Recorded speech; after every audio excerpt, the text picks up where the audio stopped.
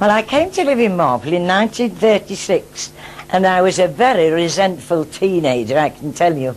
You see, I'd only ever lived, when I was in Manchester, a penny tram ride from the centre of Manchester, where the shops, the cinemas, the theatres, everything was there for us to enjoy. I mean, it was nothing for us to go into Manchester and queue up in the shilling gallery queue to go and see all the latest shows and the latest films, for that matter.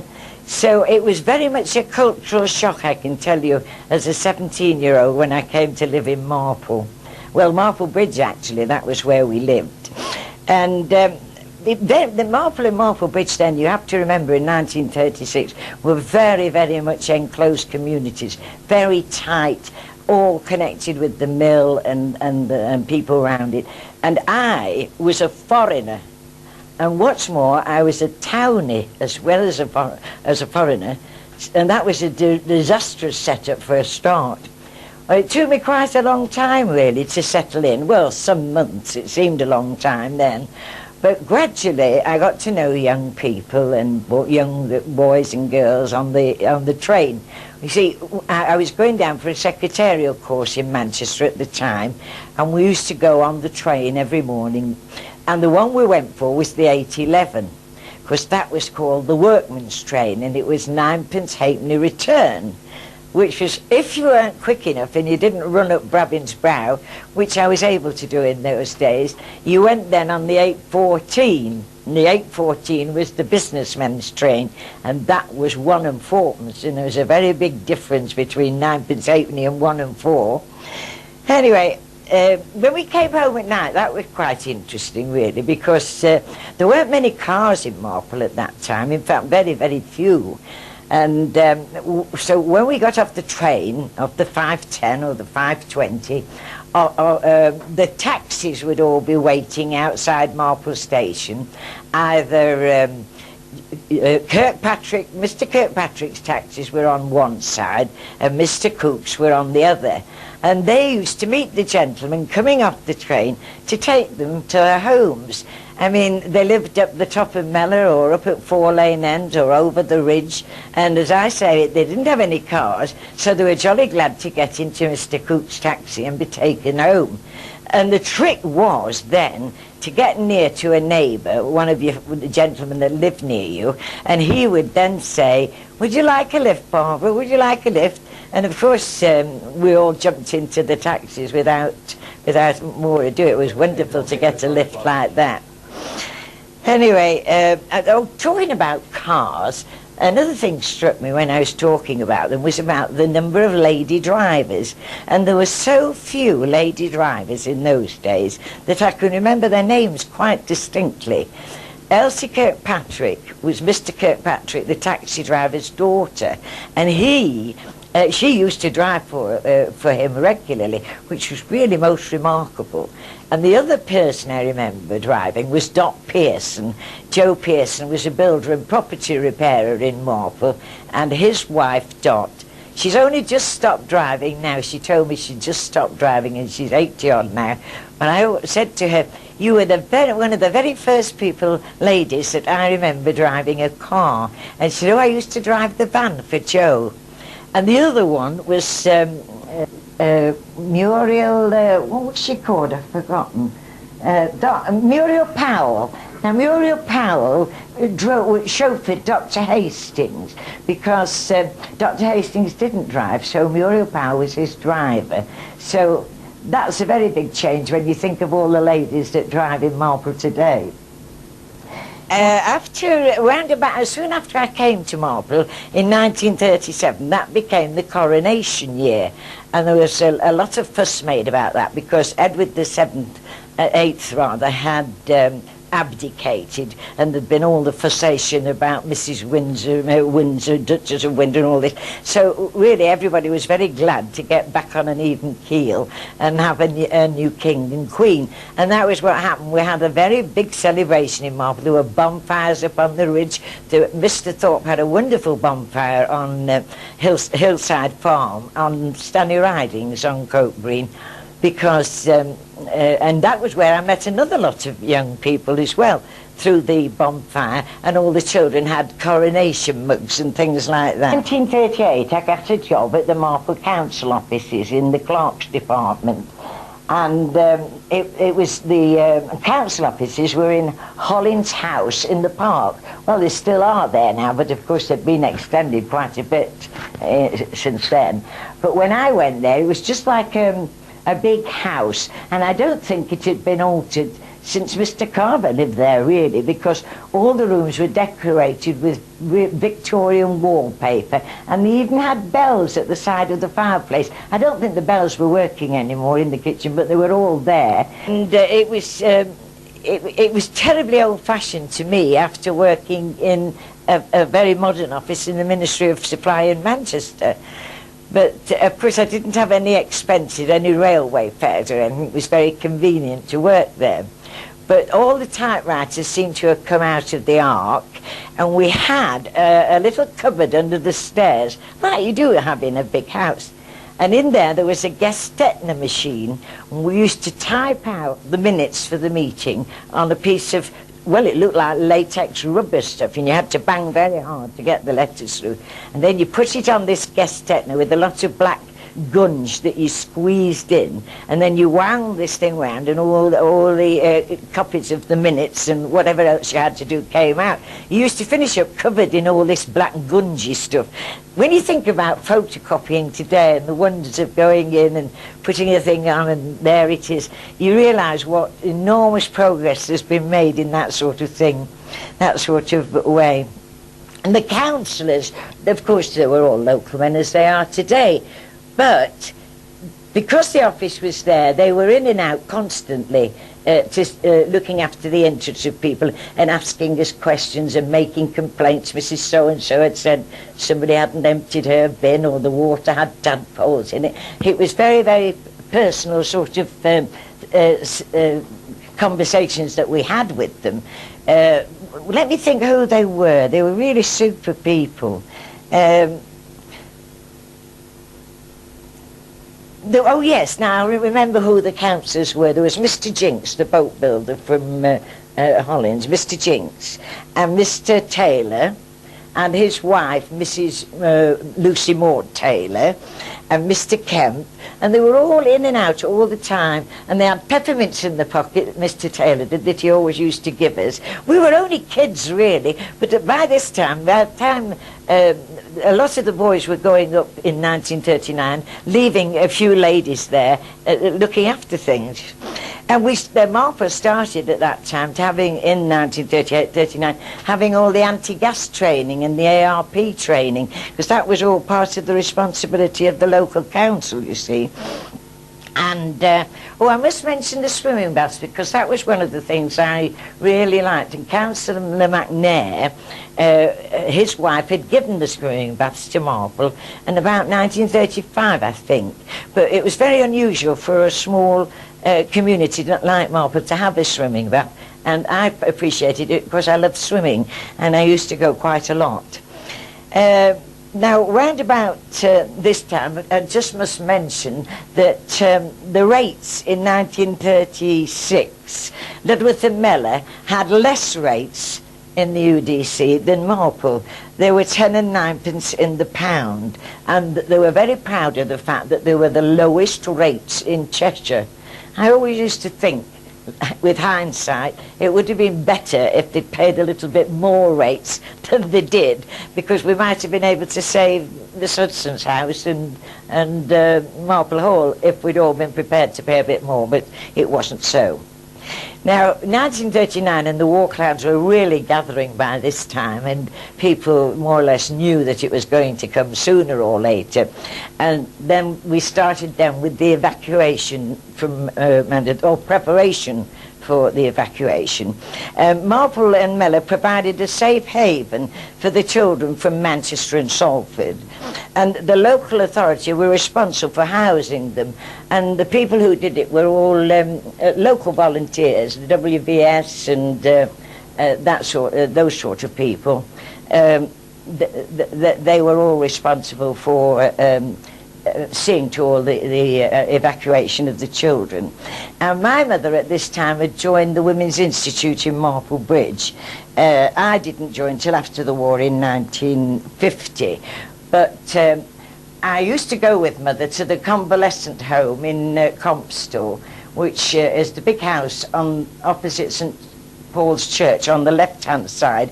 At the time it was the wallpaper manufacturer's convalescent home, but it became a sort of military hospital during the war, and a group of us used to go there winding bandages and packing boxes and things like that.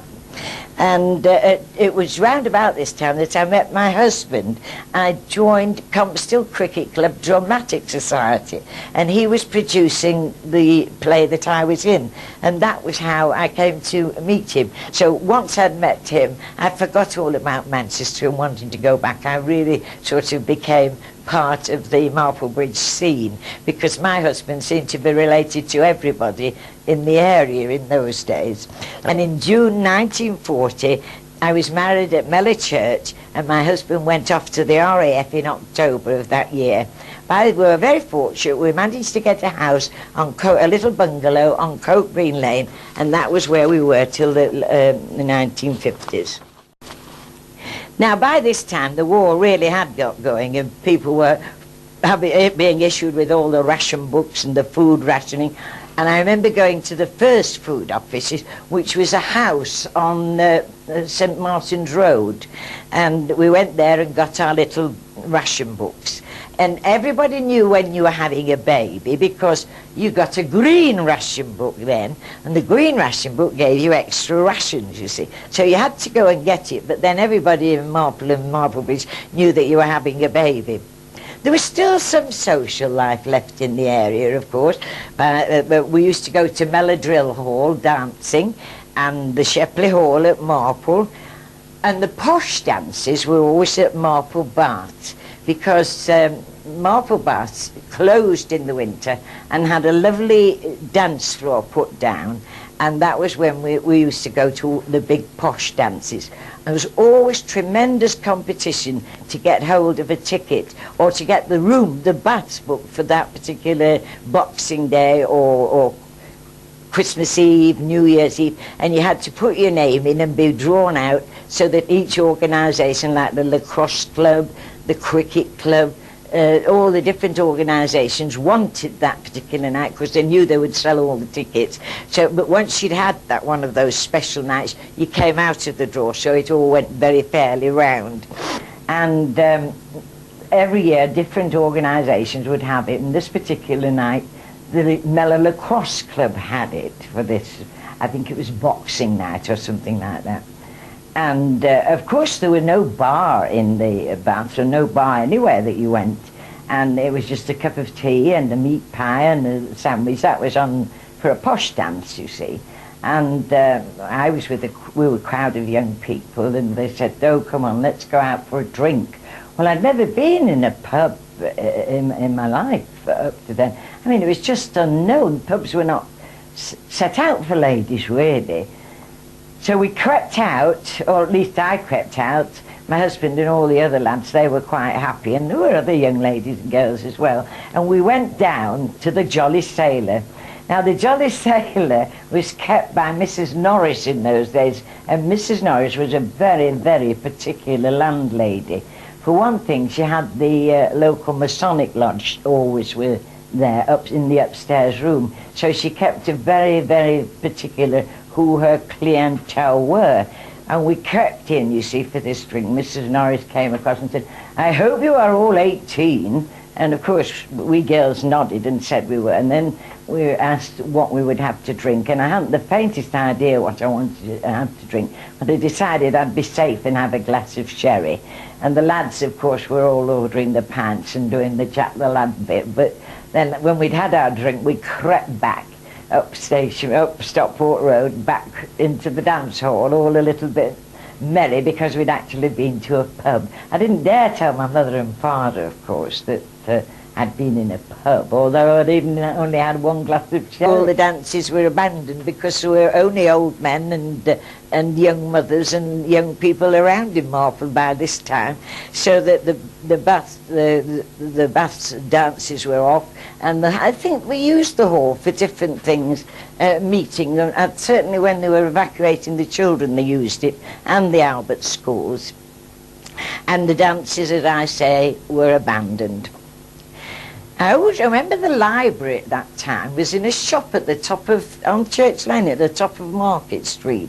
It was a funny little shop, and it wasn't manned every day, but you could go in and get a book of some sorts and put your name down and order one or hope for one.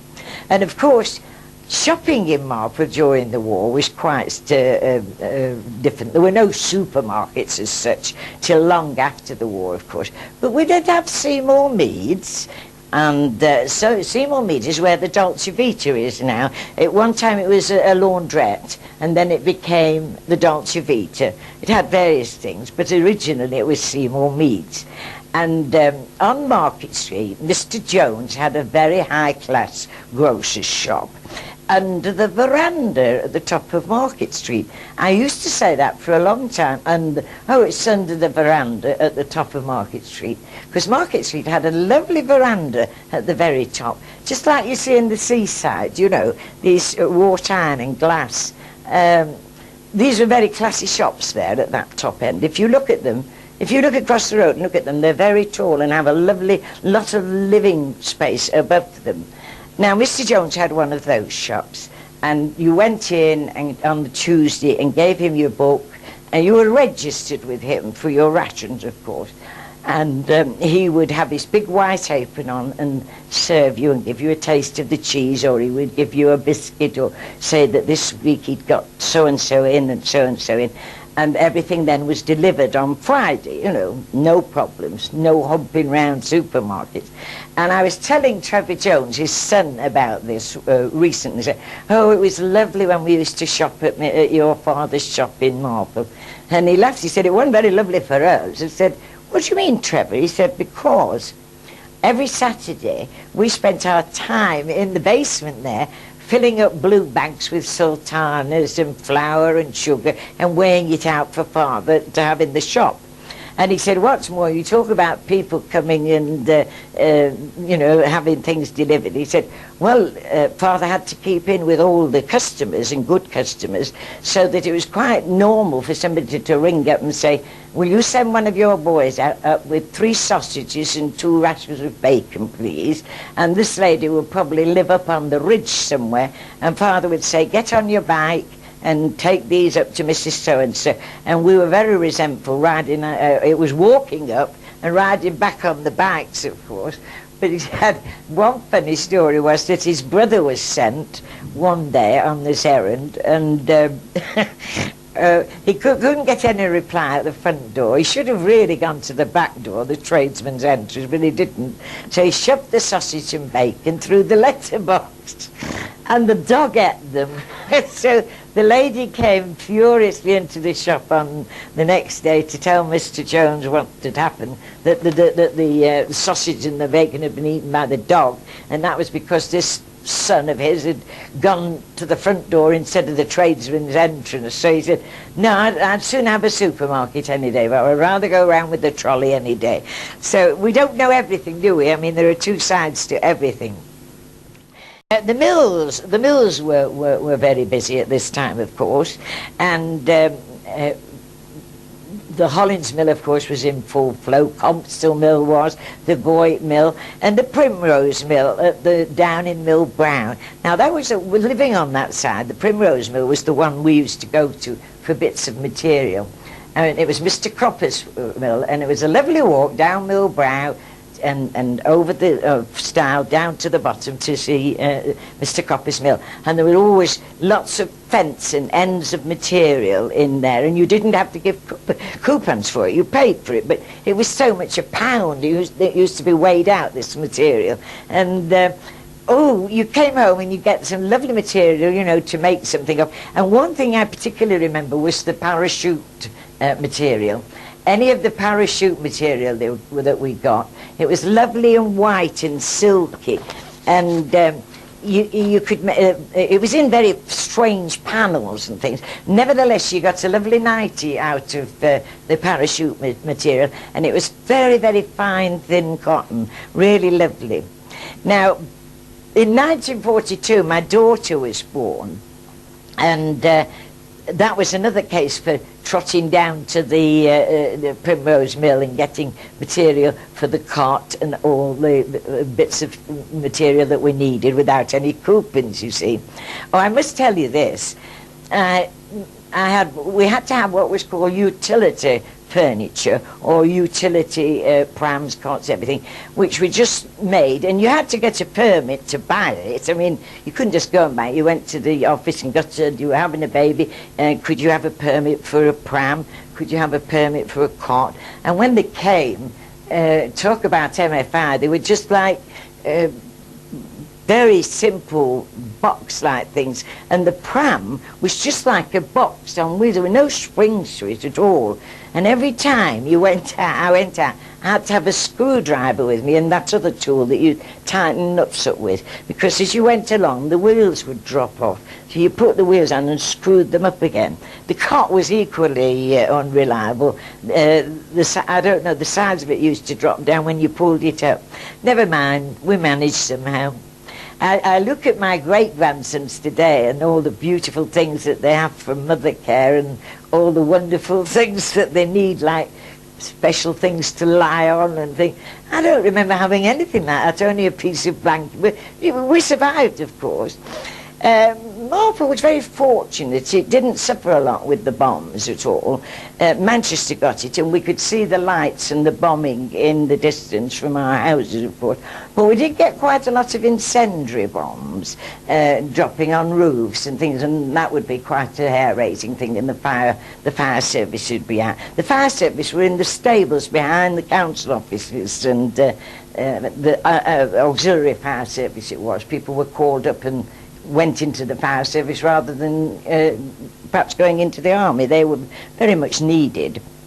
And of course there was the blackout and walking about. You always went out with your little torch, and you couldn't have a full torch beam. You had to have some material stuck over it and just a little teeny-weeny light coming through the torch.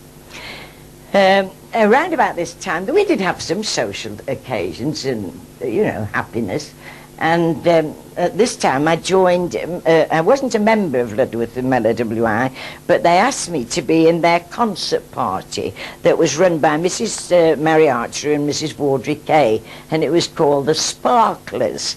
And we used, Mrs. Archer, Mrs. Kay, and lots of people used to write little sketches and things, and song and dance, and we used to go around to different organisations, different churches and things, just having a little social and a cup of tea, and nothing very much to eat, only what people could spare in the way of the odd biscuit or something that they'd made. So, but that was quite fun, going around with Mrs. Archer and Mrs. Kay. The Sparklers, yes. Yes, that was it. One thing we did at the WI, and we collected ship halfpennies, and the halfpennies in those days had a ship on the back. So the idea was that whenever you had a ship halfpenny, you collected it, you see, and you put it in a box and saved them all up, and those went to the Missions for Seamen in Liverpool, and that went on quite a long time after the war. We still collected ship halfpennies till ship halfpennies disappeared, and that was the end of it then. That was it. Coming after the war, when at 45, when the war was over in Europe, well, it was quite a long time afterwards before everything came back to normal. I mean, you think sometimes the war was over, but it wasn't anywhere near over, because my husband came back from France and immediately got a letter to say he'd got to report for the Far East, and he wasn't the only one, because of course there was still the war going on in the Far East, and everybody was being scooped up to go out there, which was really rather terrifying at the time. And I know the atom bomb was horrible, really, but we all looked at it with great relief, because it meant that we weren't going out, the lads weren't all going out to the Far East and being starved in the Japanese camps and things. It really was, it sounds awful, but it really was quite a relief to us then. After the war, Marple Council bought Brabbins Estate from Miss Hudson in 1945. And that was a great thing for the people of Marple, to have Brabbins and Brabbins Park. And it was a pity, really, because they had to pull the hall down because it deteriorated so much. It was a shame that, but that went too at the same time as Marple Hall went as well. And in 1950, I came to live on Station Road in Marple. And that was when I joined the Carver Theatre and made a lot of new friends there. And I still enjoy my membership to this day. By 1952, the mill, Marple was changing rapidly by this time. And the mill village, as we remembered it, as a little mill village, everything concentrated on the mill and people there, it became a dormitory suburb, and we now had a library in the park, which is now the Scout Hall, and then we got a bigger library, a proper one eventually. We still had a Skull and Crossbones for a long time, near the canal bridge, before you got to the station. The canal bridge was widened eventually sometime in the 50s, but I can't remember just when, but it was very, very narrow, and the Skull and Crossbones was to warn you about going down Brabbins. Cyclists dismount, it said, and they had to get off to go down Brabbins because there had been a lot of very bad accidents there over the years. The population I read in Mrs. Swindle's book in 1875 was 4,100, and in 1974 it was 24,000. So I mean, that's incredible when you think it must have grown in that time, you know, more between 50 and 74 than it had done all since the early 1800s. And there's more today. This was 74. There's even more people living here today, I'm quite sure. So we come to 1996, and Marple remains a very pleasant place to live in. Society is catering for every taste and interest, and surrounded by beautiful countryside. And I count myself very fortunate to have lived here for 60 years. Thank you.